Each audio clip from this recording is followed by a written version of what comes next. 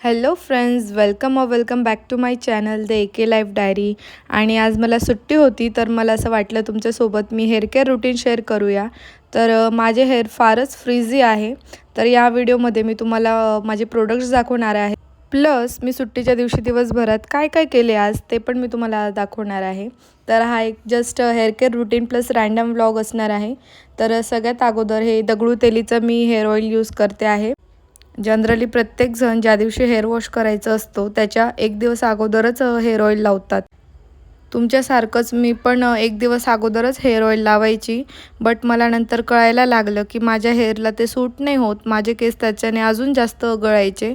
तर मग मी आता तसं नाही करत. मी ज्या दिवशी हेअर वॉश करायचं असलं ना त्याच दिवशी मी 1-1.5 तास अगोदर किंवा 2 तास अगोदर हेअर ऑइल लावून केल्यामुळे माझा हेअरफॉल बराच कमी झाला. ओव्हरनाईट तेल लावत असाल केसांना आणि दुसऱ्या दिवशी तुमचे हेअर वॉश करायच्या अगोदरच केस फारच गळत असतील आणि तुम्हाला हे करून जर डिफरन्स जाणवत असेल, मग मी लगेचच फेस वॉश केला आणि रोज वॉटर होतं तर त्यामध्ये मी ॲलोवेरा जेल मिक्स केलं आणि फेसला लावून घेतलं.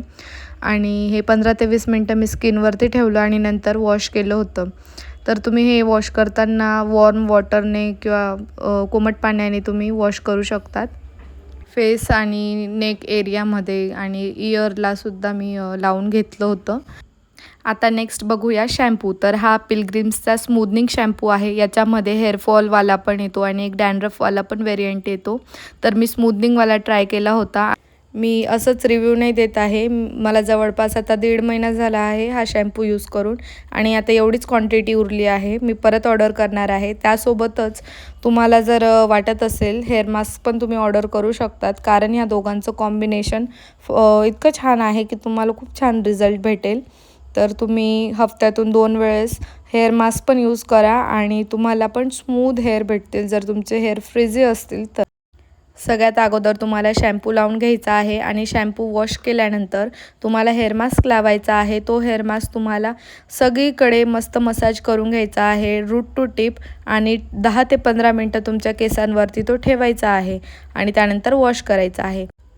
मास्क नंतर लास्टची स्टेप येते ती म्हणजेच की हेअर सिरम हे यूज करायचं आहे तुम्हाला स्मूदनिंगवालं. आणि आता माझा वेळ झाला होता तर मग मी 2 तास झाल्यानंतर हेअर वॉश करून घेतले होते.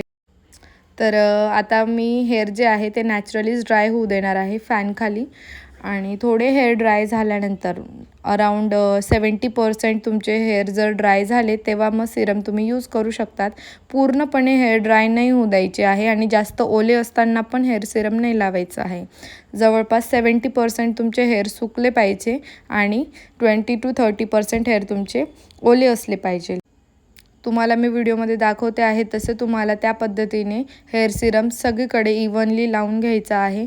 आणि बिलकुल कंजूसपणा नाही करायचा आहे सिरम लावताना, कारण आपण हेअर वॉश केल्यानंतर नॅचरल ऑइल जे असतं ते निघून जातं आणि तुम्ही जर सिरम स्किप केलं तर शॅम्पू मास्क याचा काहीच तुम्हाला बेनिफिट होणार नाही, कारण सिरमने काय होतं आपलं जे मॉइश्चर असतं हेअरमध्ये ते लॉक होऊन जातं. तर सिरम लावल्यानंतर मी कोंब करते आहे आणि तुम्ही बघू शकतात कोंब केल्यानंतर मी तुम्हाला आता दाखवते की माझा हेअरफॉल अराऊंड किती आहे. हेअर वॉश करताना तर थोडा हेअरफॉल होतोच, बट आफ्टर सिरम लावल्यानंतर सगळे प्रोसेस स्टेप वाईज फॉलो केल्यानंतर हेअर कोंब केल्यानंतर तुम्ही बघू शकतात मी पण शॉक झाली होती. 2-3च माझे केस गळालेले होते आणि हे बघून मला जास्त आनंद झाला होता. जे पण माझे सबस्क्रायबर्स आहेत त्यांना पण काहीतरी बेनिफिट व्हायला हवा, यामुळेच मी तुमच्यासोबत हा हेअर केअर रुटीन शेअर केला आहे. कारण लवकर कुठले प्रोडक्ट यूज करायचे आणि कुठलं कोणाला सूट होतं हे कळत नाही. बट मी भरपूर प्रोडक्ट यूज केल्यानंतर मी हा प्रोडक्टचा रिव्ह्यू देते आहे. आणि असं नाही की मी एकदा यूज केला 2दा यूज केला, मी अराऊंड पूर्ण बॉटल आता फिनिश होणार होती. तर मग तेव्हा हा व्हिडिओ बनवला आहे की जेणेकरून तुम्हाला मला जेन्युइन रिव्ह्यू देता येईल प्रोडक्टबद्दल.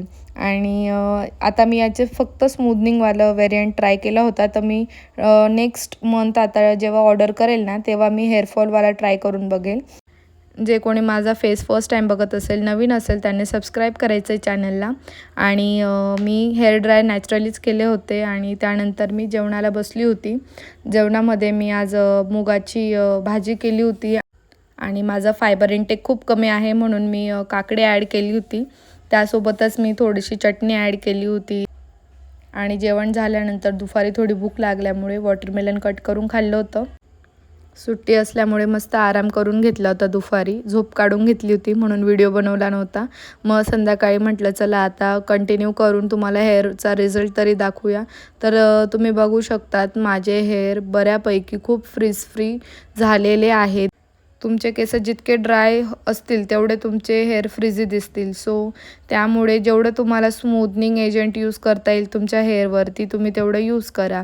For example smoothening shampoo, smoothening hair mask आणि स्मूदनिंग सिरम हे मी असं रुटीन फॉलो करते, तर जेणेकरून मला एकदम प्रॉपर स्मूथ हेअर भेटतात. मी माझं स्किन प्रेप करून घेतली, त्यानंतर लिपस्टिक वगैरे लावली आणि मी फाउंडेशन वगैरे यूज नाही करत. नॉर्मली बघायला गेलं तर स्किन नॅचरली जेवढं नॅचरल ठेवता येईल तेवढी ठेवायची. रेअरली एकदम फाउंडेशन वगैरे यूज करते मी. आणि त्यानंतर कॉम्पॅक्ट पावडर मी इथे यूज करत आहे आणि स्किन एकदम अशी स्मूथ आणि मॅट होऊन जाते. डेली तर मी यूज नाही करत, कधी कधीच यूज करते कुठे बाहेर जायचं असलं की तेव्हाच. आणि नेक्स्ट मी ब्रेसलेट आणि इयरिंग्स वेअर केले आहेत. फ्रेंड्स, तुम्ही मेकअप करा बट एकदम रेअरली करा, कारण तुम्ही जर डेली वेअरमध्ये फाउंडेशन आणि BB क्रीम रोज यूज करत असणार तर तुमची स्किन नक्की डॅमेज होईल. तर रेअरली यूज करा फाउंडेशन वगैरे जे काही तुम्ही यूज करतात ते. जितकं तुम्हाला नॅचरल स्किन ठेवता येईल तेवढं प्रयत्न करायचा. मेकअप करायचा बट जेव्हा तुम्हाला एकदम नीड असेल तेव्हाच करायचा. डेली तर मेकअप नाही करायचा. आणि आता मी हे लिपस्टिकलाच ॲज अ ब्लश म्हणून लावते आहे. तर हा माझा लुक कंप्लीट झाला आहे. नॅचरली पण तुम्ही छान दिसू शकतात. जेवढं तुम्ही नॅचरल राहा तेवढं तुम्हाला कॉन्फिडन्स येईल, तुम्ही कॉन्फिडंट दिसाल. आणि मला एक शेअर करायचं होतं, जेव्हा कंडिशनर यूज करतो तेव्हा तुमचे हेअर खूप असे स्ट्रेट दिसतात, बट हेअर मास्क वगैरे यूज केल्यानंतर माझ्या केसांना अजून वॉल्यूम आणि बाउन्स आला आहे. नेक्स्ट मी हेअरस्टाईल करून घेतली होती आणि परफ्यूम अप्लाय केला होता आणि मी मस्त छानपैकी रेडी झालेली होती. आणि यांनी आज ठरवलं होतं न सांगता ट्विनिंग करायचं, मग हे पण व्हाईट शर्ट घालून मस्त आले. मग आमचं डिस्कशन सुरू होतं की कुठे जायचं आहे आणि काय खायचं आहे. आणि ह्या प्रश्नाचं माझ्याकडे कधीच उत्तर नसतं की मला काय खायचं आहे. तर मी त्यांनाच डिसाईड करायला लावलं की चला तुम्ही डिसाईड करा कुठे जायचं आहे. तर त्यानंतर आम्ही गेलो बाहेर. मस्त छानपैकी इव्हनिंग होती आणि खूप छान वातावरण होतं. तर सगळ्यात अगोदर आम्ही कॉफी स्पॉटला गेलो, जे की माझं फेवरेट कॉफी स्पॉट आहे. मी तर कॉफी आणि पनीर रोल मस्त खाल्ला होता. येताना आम्ही बिर्याणी घेतली होती पार्सल. माझं तर पोट भरलेलं होतं, पण यांचं प्रोटीन इंटेक कंप्लीट करायचं होतं. यांनी बाहेर काहीच खाल्लेलं नव्हतं. सो त्यामुळे आम्ही पार्सल घेतलं आणि मग मस्त घरी आलो. घरी आल्यानंतर मस्त TV बघत बघत यांनी बिर्याणी एन्जॉय केली आणि जे काही कामं पडलेले होते मग ते आवरले मी. आणि असा होता आजचा व्लॉग. जर तुम्हाला आवडलं असेल, हेअर केअर रुटीन आवडलं असेल किंवा बाकी काही गोष्टी आवडलं असेल तर हा व्हिडिओला लाईक करा, शेअर करा, सबस्क्राईब करा आणि कमेंट करा. बाय.